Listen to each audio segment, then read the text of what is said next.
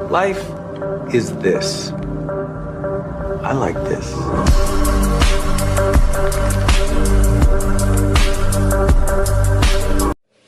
Alright, what's going on? Another day.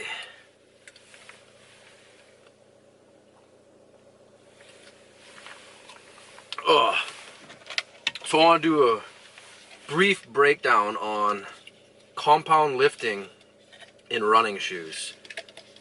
But first, I'm going to take my pre. And this tidbit may not be for your advanced lifter. A lot of your advanced lifters are already going to know this. This will be more for your beginner lifter.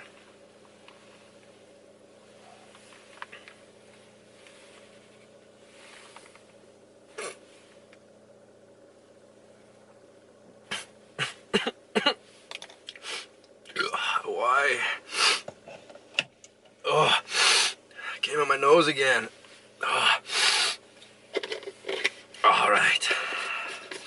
That's horrible.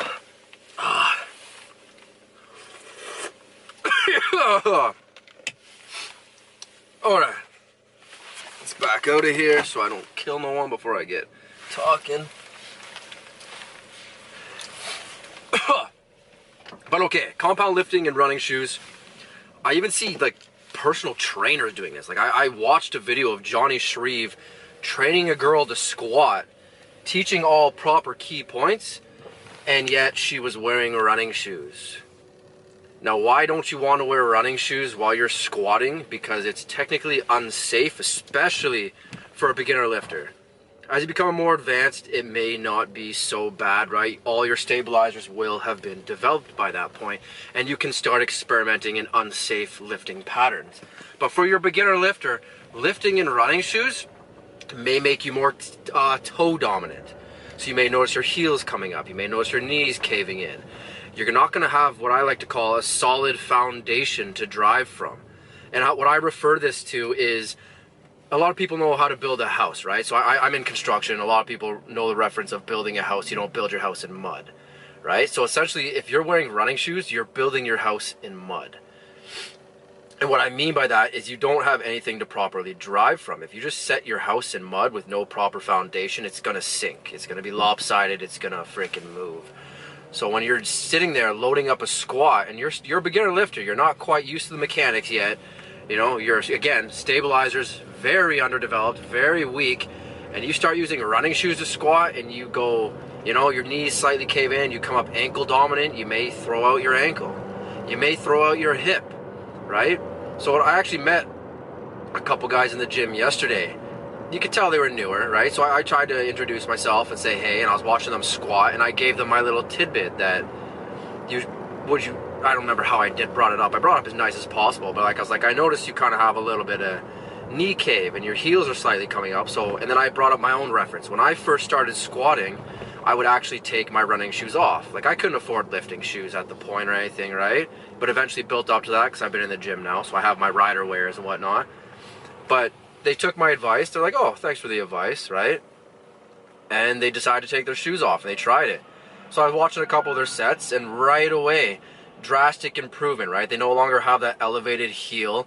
They can more solidify their feet, spread their toes a little bit, and drive from the ground instead of trying to drive from an air mattress, right? So I talked to them again. I'm like, hey, your form looks a lot better. Like, how'd that feel? Did it feel better? And the guy's like, yeah. Like, thanks, man. That was really good. I'm like, yeah, I could tell you're a little bit newer, right? So that's okay. We all start somewhere, right? So I just like to see people do things safely. And I'm glad it worked for you. So that's my little tidbit on running shoes for any compound lift. That's not only squats. That's going to be your deadlift. That's going to be, I don't even freaking know. What else is there as compounds? Why can't I think of compounds? Bench is meh. Like bench doesn't really matter. You're not standing while you're benching, right? But, you know, I guess a military press, right? Like, just anything where you need to drive and stand and be solid, because the more solid you are through any single one of your lifts, the stronger you'll be. And I can actually cover that point in another video. That actually might be a good point right there. I'm going to hopefully not forget because I'm driving and jot that down in my phone. That'll be a good one. How to solidify yourself properly and why having a solid form solid core will transfer to a stronger lift. Oh, but that's my little tidbit for this video. I'm gonna finish my pre, get some tunes rolling, and I will see you at the gym for what is gonna be starting with the chest exercise, then we're going into back, and gonna finish off with shoulders, try and grind some stomach, see how she goes, because I'm on a time crunch today. But I'll see you there. Okay, back to chest combo day again. Again, I'm not going so hard on chest in my back and chest combo days because I still want to target back as much as possible and keep that growing. So all I'm doing is starting with a hardcore activation and grindy sets, which are going to be, what are these? Chest flies again. So we're going to do 4 sets, hard contractions, failing around 15, right? 10 should be deadly, pushing those extra 5 should really suck. I'm going to start with about a half of my working weight, so I'm going to try 100. This is a different machine, so I'm not exactly sure how it'll feel. I'm going to say about 100, probably pop up to 200, and that'll be my actual working weight. There'll be no breather in between. I'm just doing 10 feeler sets, get the motion in the muscle, get the feel of it. And I won't be recording all these, I'll just do the first set.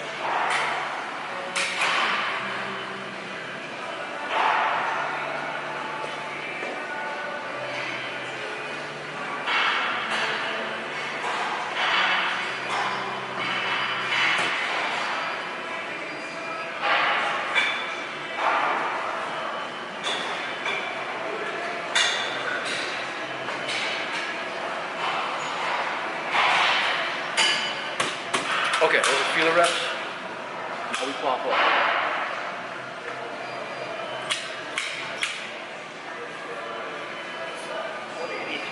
Try 180, see how that goes. Haven't used this machine in a while.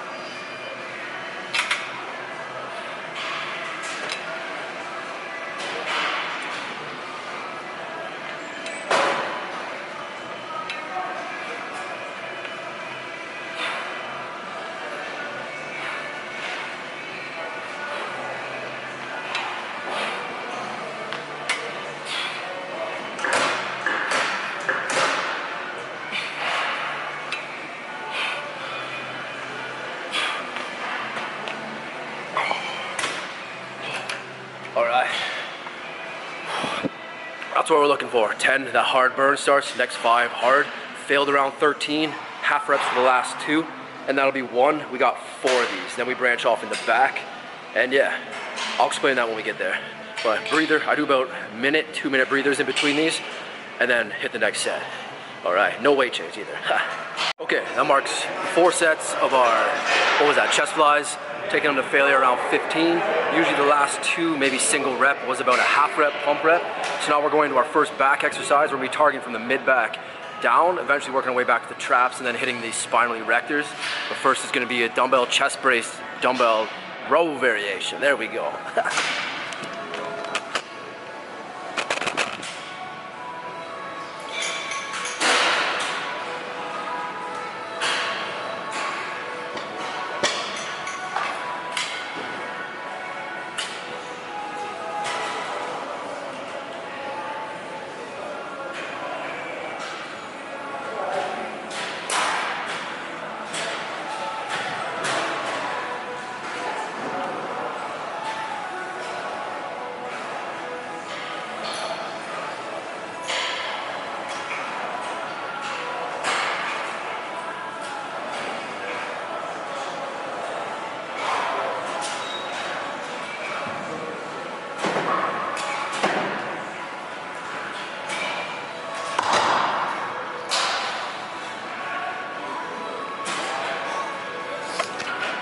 Okay, that's 1.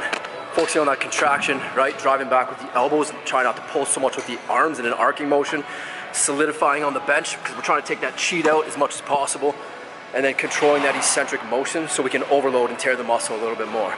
We're doing 3 sets of that. Weight stays the same. Tempo stays the same. And yeah. What was the last one? About a minute, 2-minute break in between. There we go. And then we'll be hitting our lats next. More than this. This is more mid-back, upper back here. I'll see you next one. Okay, going to our lat pull down variation. We're gonna be strapping up, save our grip, focus more on the muscle.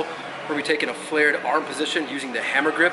We're gonna be trying to drive in almost like a rocking motion, single arm at a time, overloading in the contraction, controlling that eccentric motion. We're driving high reps here, 15 per side minimum is the goal, so that'll be 30 reps total. as we contract into the motion, we're gonna add a slight little twist and a crunch. Personally, again, I feel this more in my lat. This says there's no activation, but I'm a true believer. If you're in bodybuilding and you feel it, it's gonna work, right? So if I'm feeling that contraction deeper in my lat just by adding that little bit of a twist, I feel like I'm gonna get growth. But I don't give a shit what the science says. Bodybuilding is all what you feel. So I'm gonna strap up, I'm gonna hit this set.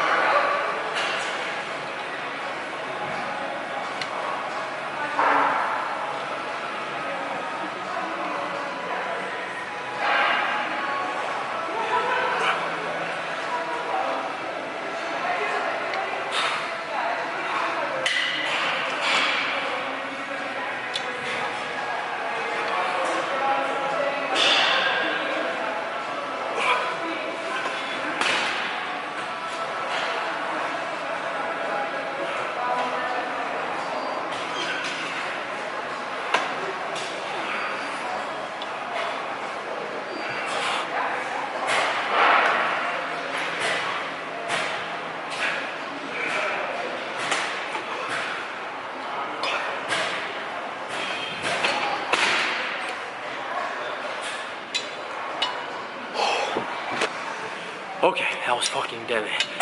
Mind my language. But that's what I'm going for. Try and keep them as strict as possible in the beginning, right? And as you start to fatigue, the reps are gonna become a little more sloppy, trying to drive that contraction and just drive more blood, get the reps, right? There is a time to use cheat reps. Don't start your sets using cheat reps, then you just can't handle the weight. But if you get the clean contractions, you get the good eccentrics, drive off and start doing those controlled cheat reps just to overload the muscle. What I like to do is almost cheat that concentric and then control the, breathing. Control the eccentric, there we go. Whew. No blood in my brain, I can't even think. Yeah, but that's one. That was hard. I'm probably gonna drop weight a bit, but that's good. I'm not gonna drop much, maybe 20 pounds. And I got 2 more of those. The goal is 15 per side, which is 30 reps. And yeah, keep them as good as possible, right? Taking that slight flared position, trying to drive the elbow into your side. Almost slight twist slash side crunch per side into a stretch, right? And then repeat on the opposite side. Oh, all right, breather. I'm doing about 2 minutes, maybe 3 here. Let that heart calm down. Those are deadly. And then I hit the next one. Won't be recording these, so I'll see you in the next one. Okay, that's it for those lat pull downs. By second set, my arms start going numb, just to that overhead position. I think I started losing blood, so around 20 reps, I had to take a little breather in between every set, but I still drove out the 30, even taking that little breather. 30 was the goal, no matter what. So now I'm on to my last back exercise before I get into my single accessory, which will be for spinal erectors. This is gonna be a supinated row using the moving Smith machine. Just try to target on a hard contraction and not a full stretch here, right? Targeting mid-back, lower lat, kind of things we missed. Then we do an accessory next. But yeah, 3 sets of this, high reps, keep driving. I may need straps just to focus more on the muscle because my grip may give out, but I'm gonna try this out without straps first.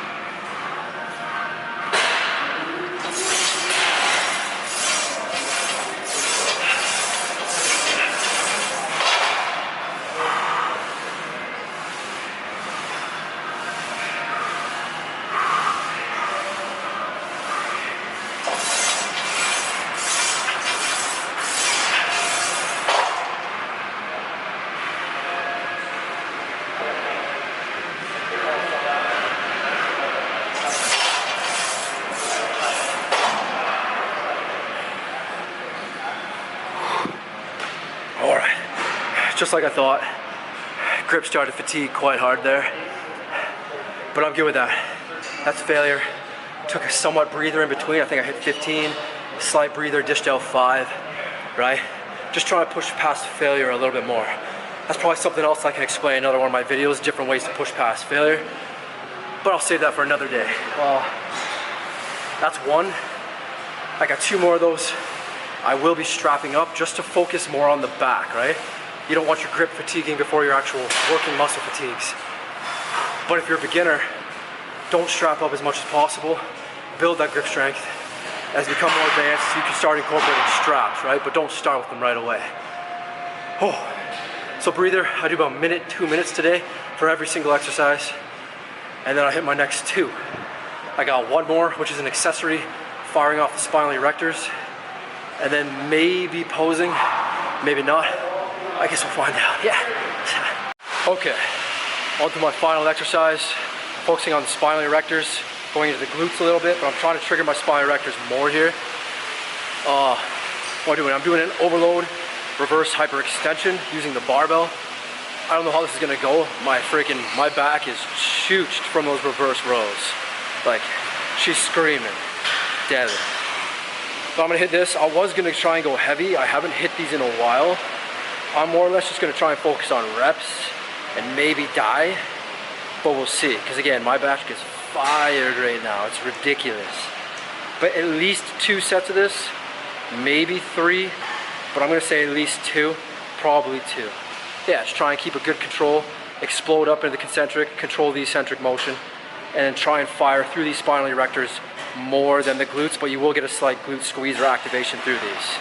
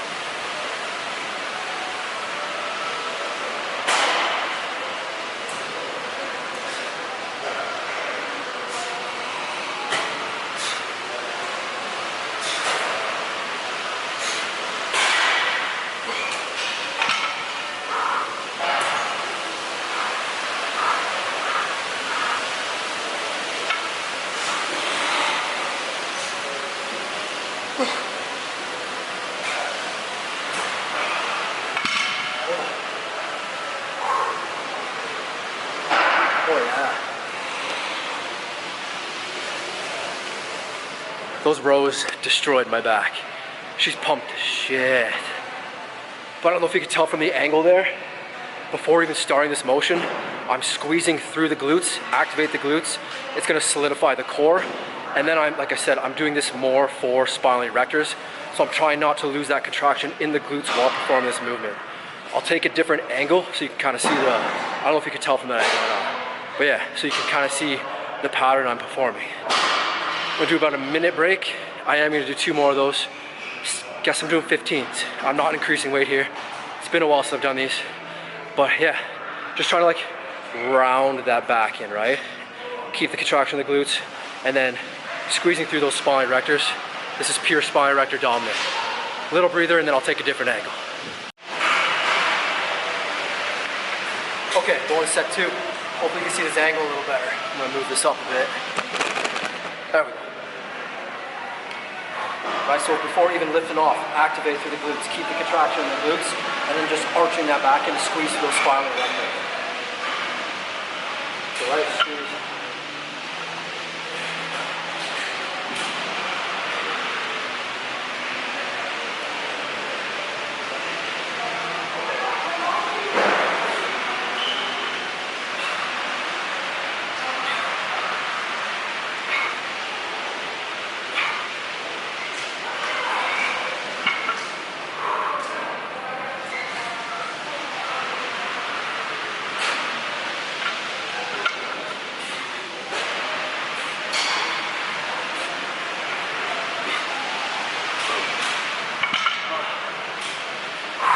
Okay.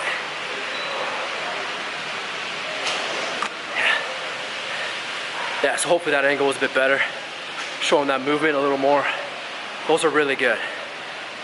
right? You're gonna get a hard burn in the glutes because you're maintaining that squeeze, right? But we're just doing that for safety, to essentially save the back, stiffen the core, right? Or solidify, anchor, or whatever you wanna say, the core, and make our movement stronger. Then we're just rounding through the back and squeezing through, developing those spinal erectors, right? It's a really good accessory movement. And you can load these too. Like I've seen Bradley Martin do these, but he like holds the plates. Like he has like 3 or 4 plates and he's holding them. I don't know why he just doesn't use a barbell. The barbell is way easier to grip. You could strap it up if you want to, and you could load more weight. Like 4 plates would be less than 225. Because before I stopped doing these, I could do 225 with the bar and 2 plates per side.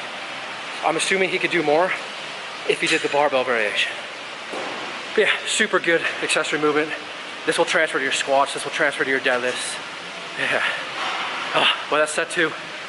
2-minute breather, let my heart calm down. I hit my last one, won't be recorded. Maybe posing, but no guarantee. I guess you'll see in the next slide. Okay, I'm gonna try a little bit of posing with the front angle, but that last accessory was deadly. I only ended up doing 2 sets.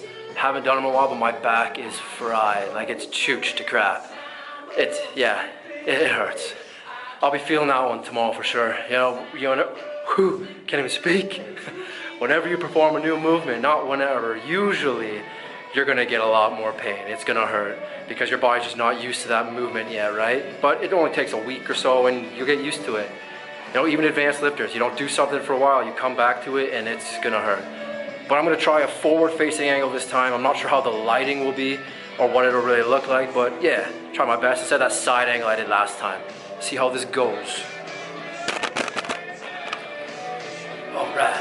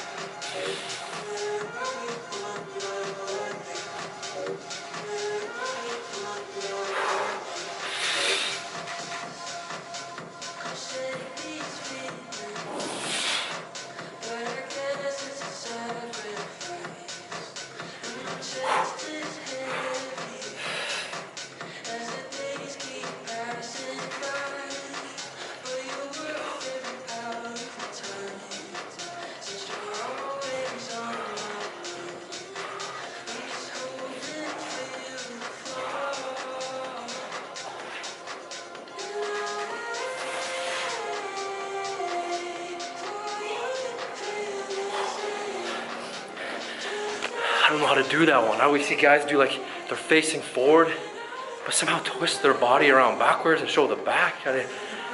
It's cool looking, but I don't get it. I don't get it. Oh, and I'm sweating.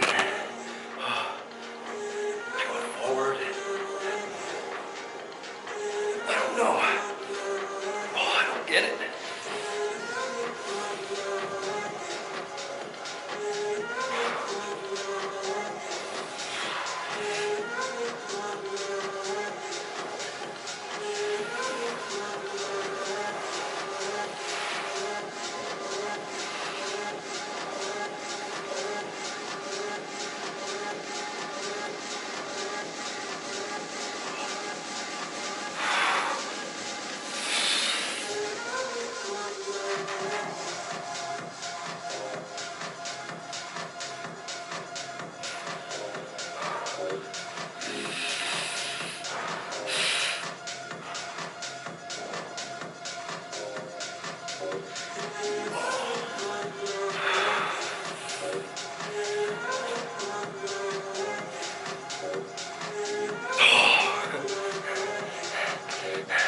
I'm done. Now I'm sweating, probably more than my workout, which is crazy. I'm winded, and my back is so fried. Well, I'm gonna see you back in the car, I guess. Yeah. Alrighty. That was really good today. Whew. Still winded. That posing kicks my ass, I swear. I'm just not used to it yet. I don't know if I'll ever get used to it, like holy macaroni. But that was good. I haven't done that one movement in a while. So slowly push up in weight, right? But I like it. For spine erectors, it's freaking hard. It hits hard.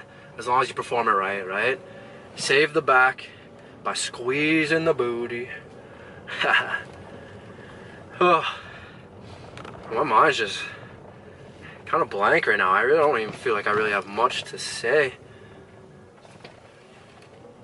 I don't know. Yeah. One of those days again, I guess, after my workout. I just, walk away feeling complete, and I'm happy with that. Definitely happy with that. So today's day 2, and starting a video with, I don't even know what to call it. Tidbit of Dalton's information. I don't know. I'm gonna keep that going as best as I can. Keep up my notes. Keep doing a note in the beginning of the video. I think that's a good idea. Gets a little more engagement, I'm hoping anyways, in the beginning of the videos. And yeah, if you stick around, I know tons of variations, which is one of my specialties. That's actually how I got my personal training license, is through variations and the proper and safe execution of movements. But I do specialize in in-person training. Like I don't know, I've never really had a dedicated client to do online training with. So I don't know. Maybe I would be better at it. Or not better, but maybe I would be good at it. Who knows? I don't even really know where I was going with that either. But I guess I'm just going to end the video here. That was a really good workout.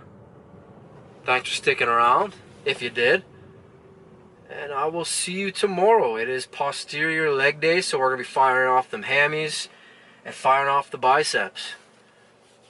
I think I got to go into a program change though, because I do realize, like with this split, the reason I went into this split is so I could be hitting legs more consistently through the weeks. It's a 4-day split with 2 leg days. So instead of it being a 6-day split with 2 leg days, I'm hitting legs more. And my reason for that was to grow my legs. It was also, I just recently, like a week or 2 ago, maybe just before doing my videos, added in the double chest days so I could start trying to grow my chest more, because my back is very dominant. So I'm just trying to bring up all those lagging body parts, right? You start to notice it, like I'm pretty sure I mentioned in another video. The more advanced you become, you start to notice all your little, you know, your tweaks and your weaknesses, and it just kind of starts to stand out, be more profound. But yeah, that may be a plan. I don't know if next week after the split, because tomorrow's my last day of my split, then rest day, so maybe I'll go into a switch, because I'm lagging on stomach I feel like I'm lagging on arms somewhat. And I feel like I'm lagging on traps. I haven't been hitting traps very much, right? Like a lot of those are targeted indirectly, but with bodybuilding, to grow the muscle, you have to target the muscle, right? That's what I believe, and it's what the science shows. You're not just gonna get a wicked six-pack abs without contracting your abs and controlling the eccentric, or like, you know, having some sort of concentric and eccentric motion to get blood driven and muscles tearing, right? Just purely squeezing isn't gonna do that. So yeah, there are things I need to change, but I was in this program for a reason, and I make all my own programs. I do learn things from, you know, AthleanX, Jeff Nippard, you know, Johnny Shreve, friggin', I don't know, I even learned a couple things from Sam Sulek. So, you know, I've got people I aspire towards, and, you know, people I take information from, and then I got a lot of my own trial and error. Like, I've totally taken myself out of the game from deadlifts. That sucked. I think I explained that in another video. That sucked, and I've done that like 3 times. But ever since that, I think I was lucky enough not to injure myself so bad where I'm completely out of the game, that I was able to come back slowly with stretching, slight movement, and build back up. And I think I was lucky enough to come back stronger, right? That's what the body will always try to do. Just take weightlifting, for example. Your body will get hurt, fracture its bones, you know, microfraction the bones, tear the muscle, and then repair stronger. So that's like everything. If you get injured, your body's naturally going to try and build it back stronger so it doesn't happen again. And I think I was fortunate enough to do that, because I've put myself in compromising positions while deadlifting again, and it's nothing. I haven't hurt myself. Now, I don't want to jinx it, knock on wood. I don't got wood in this, my little vehicle, but whatever this is a steering wheel. Well, it's a steering wheel. But yeah, knock on wood, metaphorically, that nothing does happen, because those deadlift injuries, those are the ones that have taken me out for months on end. But alright, if you stuck around, thanks. I will see you in the next one. Peace.